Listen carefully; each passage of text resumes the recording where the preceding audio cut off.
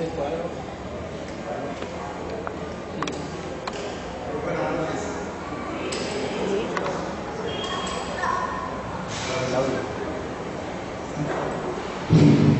sí.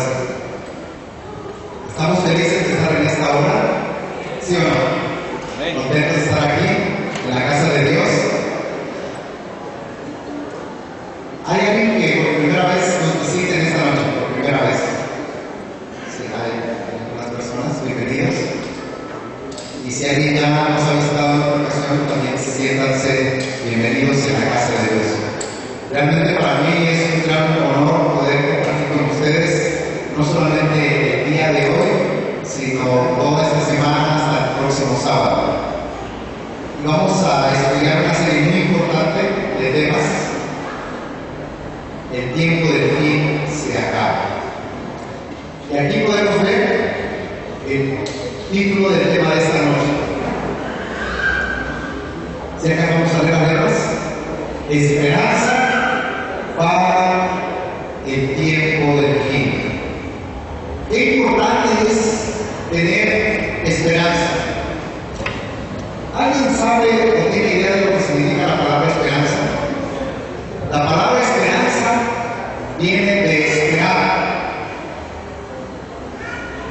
Es cuando tú y yo estamos esperando que ocurra algo muy pronto o en el futuro. Y esa esperanza tiene que ver con algo positivo, algo alentador. En este tiempo final de la historia encontramos que hay muchas personas que tal vez no tienen esperanza. También hay personas que tienen mucha esperanza. Y Dios tiene esperanza para este tiempo del fin. Hay esperanza. Me gustaría contarles una historia y vamos a pasar al siguiente cuadro, por favor. Alcanzan a apreciar la imagen que tenemos. Un avión se llama, no sé si alcanzan a ver las letras, Townsend Robinson, y se denomina el Heraldo de Libre Comercio. Era una nave gigante que usualmente hace viajes largos, y en esa nave no solamente hay tripulación, personas que navegan, sino que también transportan maquinaria pesada, vehículos, y su travesía usual de esa nave es en el canal inglés de Bélgica a Inglaterra. Resulta que en una ocasión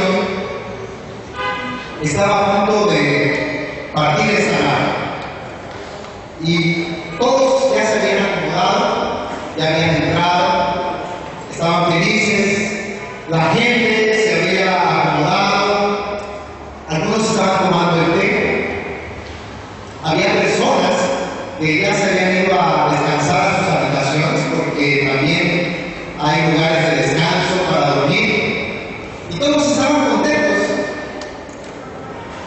pero faltaba algo muy importante que se tenía que hacer antes de zarpar, y era cerrar la puerta principal.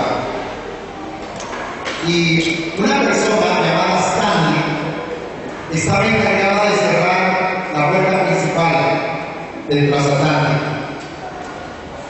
Y lo que hizo él fue sentarse a descansar, miró el reloj y dijo: todavía no es tiempo de salir, voy a descansar.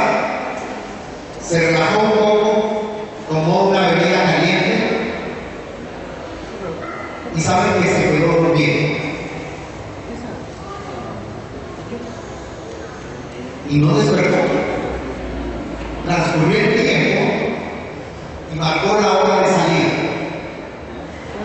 Y la nave comenzó a zarpar, y al poco tiempo el agua comenzó a penetrar porque la puerta principal no fue cerrada, y en pocos minutos esta nave giró hacia un lado, que podemos ver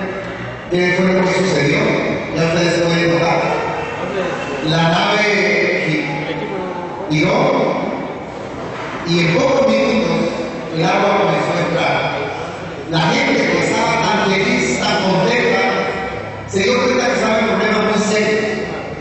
Comenzaron a gritar, hubo caos, y la persona encargada de un momento a otro despertó, asustada, y se dio cuenta que el agua ya había entrado y era demasiado tarde. 193 personas murieron. Personas que se sentían seguras de haber entrado a esa nave para regresar un viaje placentero que terminó en tragedia, debido al descuido de varias personas, de una sola persona. Yo estaba viajando el día de ayer de la Ciudad de México para acá, y yo quería sentarme en el asiento de adelante, en el asiento número 3, y yo veía al chofer que estaba conduciendo el camión, la autobús. Y hubo un momento en que él tenía sueño. ¿A ustedes no les ha dado sueño cuando viajan? ¿Cierto? Que no importa en el medio de transporte que usted lee, a uno le da sueño, como uno se arrulla. Y entre más movimiento a veces, eso prepara el cuerpo para el descanso. Y yo noté que en cierto momento del viaje, el chofer no sabía qué hacer. Se puso inquieto, tenía un vaso de café, quiso agitarlo para tomar, luego se rascaba la cabeza, empezó a poner música, y ustedes que han tenido la oportunidad de manejar, cuando su cuerpo está cansado, esos son síntomas evidentes de sueño, de agotamiento, y yo estaba a punto de levantarme y comenzar a charlar con él, y conversar para que no se durmiera posiblemente, porque si él se llega a dormir, ¿qué puede pasar? Exactamente, un accidente. De hecho, en una ocasión yo estaba viajando y me quedé dormido, hace ya muchos años atrás. Estaba viajando para mi casa, Estados Unidos, fue en el estado de Kansas, y yo literalmente era más de la medianoche. Yo por avanzar y no tomar mucho tiempo para llegar a mi casa, quise conducir cansado, y yo cerré mis ojos y me quedé dormido, yo diría por algunos segundos. Mi esposa iba adelante, mis hijas iban sentadas atrás, y de un momento a otro yo escuché un sonido muy fuerte, y fue el claxon, la bocina de un trailer, y estaba frente a mí. Quiere decir que yo me había dormido y yo había invadido el carril contrario. Y de un momento a otro lo veo de frente cuando él ya había sonado la bocina. Y yo me asusté. Y reaccioné de una manera tan rápida que lo que hice inmediatamente fue girar el volante para ubicarme en el carril correcto. Y en ese momento se me fue el cansancio y el sueño y todo. Y dije: Señor, tú me has librado. De aquí en adelante, yo no voy a trasnocharme cuando esté cansado.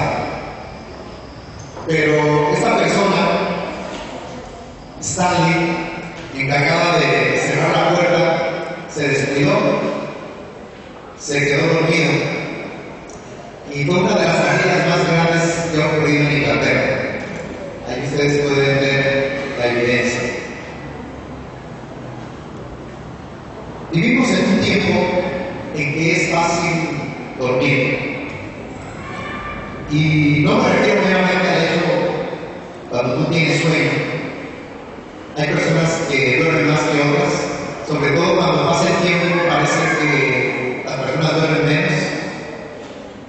Los niños generalmente duermen más, sobre todo los bebés.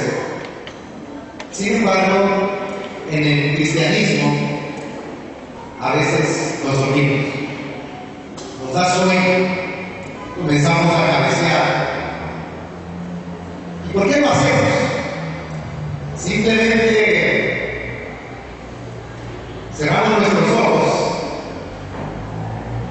y nos dormimos en el momento que menos nos imaginamos. La Biblia nos ha enseñado de que nuestros ojos deben de estar abiertos. Y me gustaría que vayamos por favor al siguiente cuadro. Y aquí vemos a una pareja, yo diría. ¿Qué está haciendo esta pareja? Descansando. Y por lo que nosotros podemos apreciar, están profundamente dormidos. Hay personas que cuando duermen pueden pasar una locomotora y como que nada ocurrió y siguen durmiendo. Hay personas que tienen ligero el sueño y cualquier movimiento se despierta. Yo no sé de qué lado sea usted. Sin embargo, hay un momento en la noche en la cual nosotros profundamente dormimos. Y me gustaría que vayamos a la palabra de Dios y vamos a la epístola del apóstol San Pablo, primera de los Tesalonicenses, capítulo 5. Y me gustaría que los que tengan su Biblia, juntamente conmigo, veamos lo que dice la palabra de Dios. Primera de Tesalonicenses, capítulo 5, versos 4 y 6. Vamos a leer y vamos a dar sentido a lo que vamos a leer a continuación de la palabra de Dios. Primera de Tesalonicenses, capítulo 5, verso 4 en adelante. Y aquí el Señor tiene un mensaje para su pueblo. Él había escrito a la iglesia de Tesalónica, sin embargo, este mensaje trasciende a nosotros también. Dice así: y vosotros, hermanos, podríamos decir habitantes de nuestras tierras, o de esta congregación local, dice: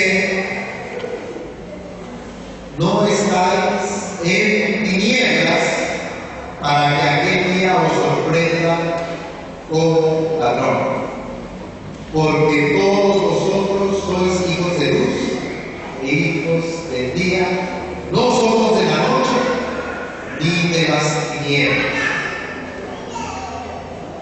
Entonces, dice aquí la palabra de Dios que nosotros tenemos que estar alertas. Nosotros no estamos en la ignorancia para que seamos sorprendidos.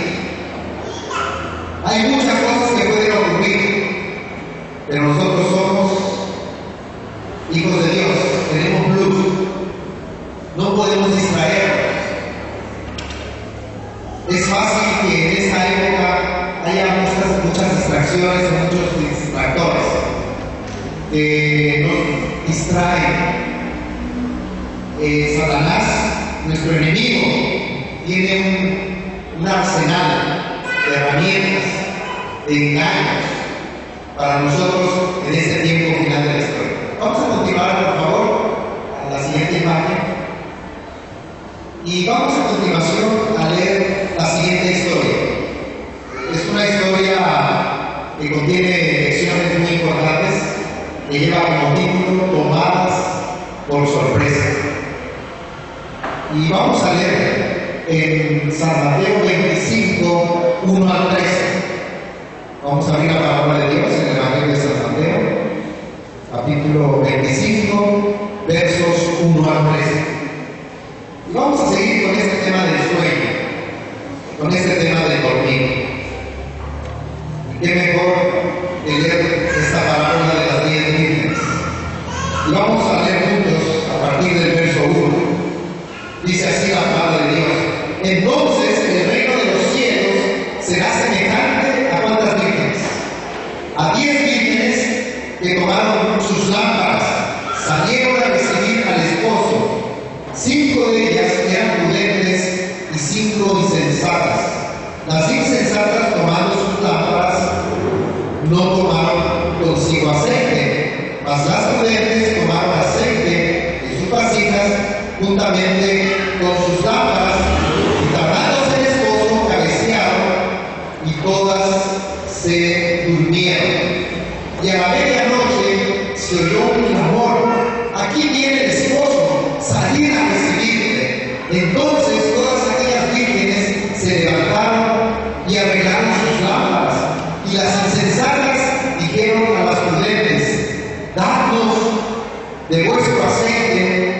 porque nuestras lámparas se apagan. Mas las prudentes respondieron diciendo, para que no nos falte a nosotras y a vosotras, id más bien a los que venden y comprar para vosotras mismas. Pero mientras ellas iban a comprar, vino el esposo, y las que estaban preparadas entraron a él en las bodas, y se cerró la puerta. Después vinieron también las otras vírgenes, diciendo, Señor, Señor, ábrenos. Mas él respondiendo dijo, de cierto os digo que no os conozco.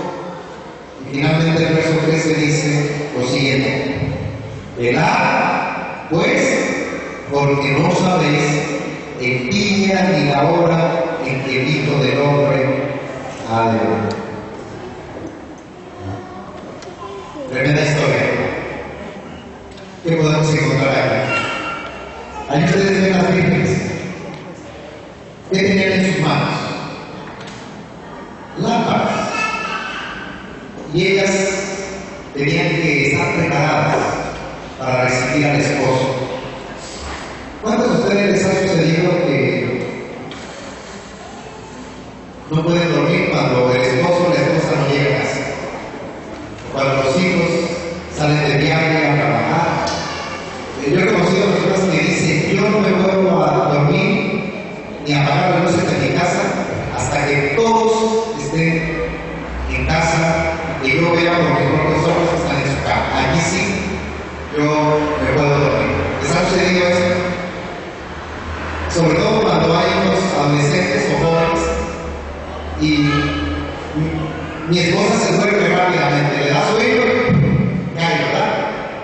Yo más difícilmente me duermo y yo tengo que preguntarle a mi hija a qué hora va a llegar, a la menor, ya las otras no están con nosotros, y le envío un mensaje de texto y le digo, hija, ¿y a qué hora llegas? No, llego en 1 hora, 30 minutos. Pero trato de asegurarme que ella ya llegó, porque los que son padres sentimos esa responsabilidad en nuestro corazón. Para los jóvenes es un poco diferente, ellos están en el mundo de la aventura, en el mundo de actividades, posiblemente de trabajo, de estudio. Pero la historia nos dice, el relato bíblico, que había ¿cuántas vírgenes? 10. 5 prudentes, las otras insensatas o imprudentes. Y cuando llegó la medianoche, empezaron a cabecear, ¿verdad? El esposo no llegaba, dice en el verso 5, y acabándose el esposo, cabecearon todas y durmieron. Yo no sé qué es lo que sucede, pero será por la edad, yo creo, es normal. Que a veces me da sueño, ¿verdad? Y por ejemplo, ahora que estaba viajando para acá 12 horas para llegar a esta ciudad, según yo estaba leyendo, y en un momento a otro me quedé dormido, no sé cuánto tiempo. Y desperté y dije, no tengo cuánto tiempo habré dormido. A veces uno no se da cuenta en el momento cuando uno se duerme. Y cuando uno está sirviendo a Dios, cuando entramos en esa dimensión espiritual, a veces nos dormimos también sin darnos cuenta. Pero ¿qué sucedió más tarde? Llegó el esposo. ¿Qué sucedió con las vírgenes imprudentes? Se preocupaban porque ya no tenían aceite en sus lámparas. ¿Qué representa la lámpara? Significa la palabra de Dios. Todos nosotros tenemos la Biblia. Lámpara es a mis pies tu palabra y lumbrea mi camino, dijo el salmista David. La Biblia es un guía.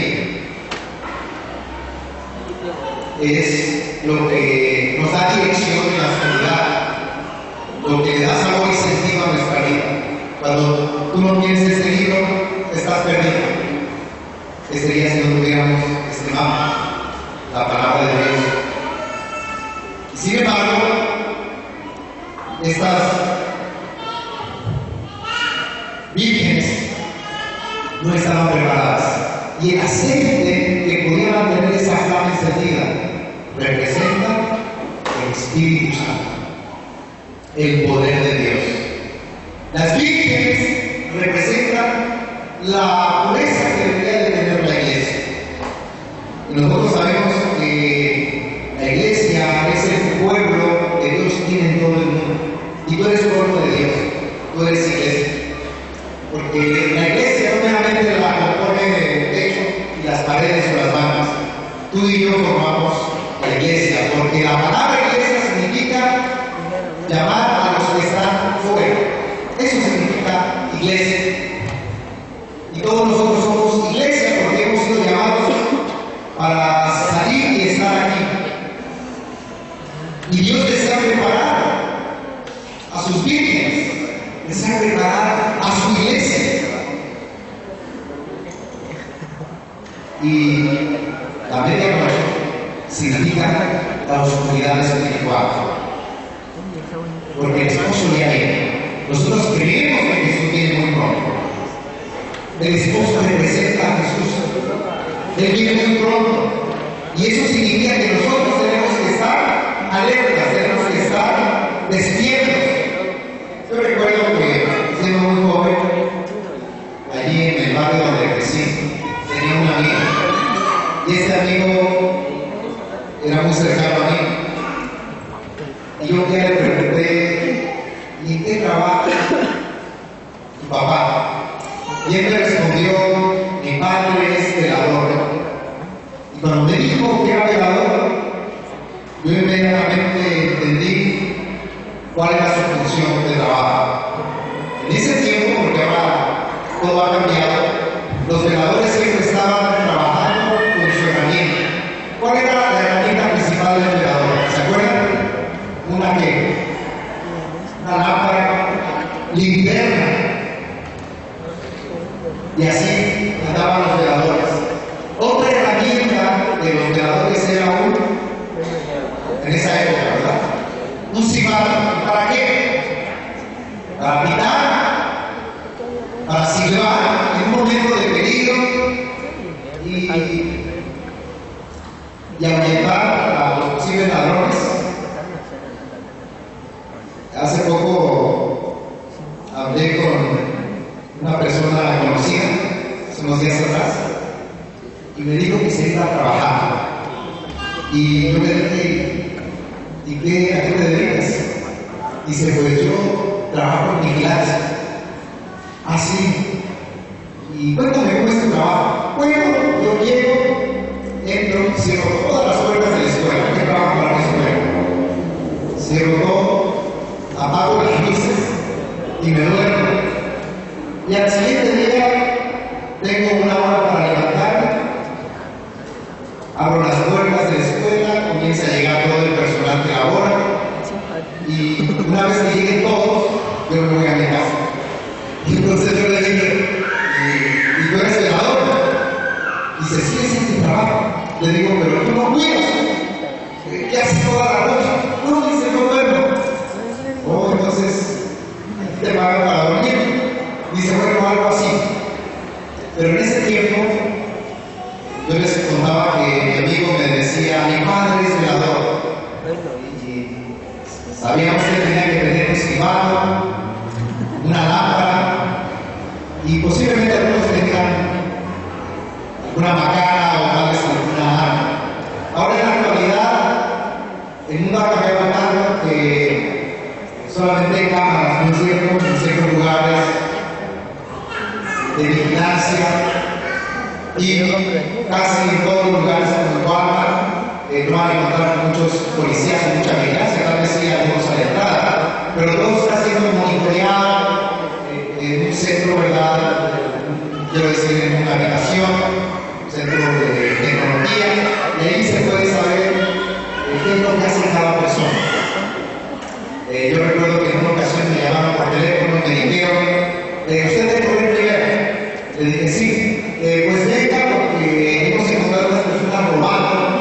Me dicen que a usted lo conocen y son unas jóvenes que fueron captadas en cámara y son menores de edad y no podemos arrestarlas. Por su edad tenemos primero que hablar con un adulto y no quisieron llamar a sus padres y decidieron que nos comunicáramos con usted, así que venga a la tienda. Fue un hecho muy vergonzoso. Pero ¿qué muestra todo esto? Son historias muy importantes, son lecciones que nosotros tenemos que estar conscientes de lo que hacemos en el día y en la noche, porque hay vigilancia. Sin embargo, el velador tradicional tiene que estar en vela. ¿Qué significa velar? ¿Estar dormido? Nosotros hemos escuchado tradicionalmente que en algunas iglesias vean a los muertos.